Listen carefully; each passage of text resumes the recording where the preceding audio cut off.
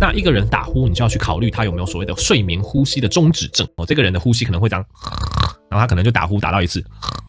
然后你就发现他呼吸终止了，这时候好像听不到打呼声了，那他可能呼吸终止个可能5秒钟、10秒钟，然后可能放个声或者怎样，才又继续打呼，才又继续呼吸。如果你发现你身旁的这个家人朋友有这样子呼吸的 pattern， 特别在睡觉的时候，你就要特别注意他有没有所谓的睡眠呼吸终止了。一旦有睡眠呼吸终止，它就是比较麻烦的一个状况，因为睡眠呼吸终止，它其实就顾名思义，你在睡觉的时候呼吸会有就是这种中断的状况，大部分就是因为你喉咙里面这个喉头呼吸道软组织过多为什么会打呼呢？因为其实就是气流通过你的呼吸道的时候受到阻塞嘛，那受到阻塞，你就变成你的呼吸机要更用力去把空气吸进去，那这个空气它因为那个气流是阻塞的关系，这个空气迅速通过你呼吸道的过程中呢，它就会去诱发那些软组织的震动。那其实我们为这一类睡眠呼吸终止的人去测量他睡觉时候的血氧浓度，其实会发现他们血氧浓度是不及格的，会让他睡觉的时候其实整个身体是属于比较缺氧的状况。他会发生什么事情呢？他最直观来讲就是你隔天的精神会很差，你会有睡不饱的感觉所以假设你本身是稍微比较肥胖一点点因为我们必须还是讲，就是肥胖过重它是打呼，它是睡眠呼吸终止的一个非常重大的一个危险因子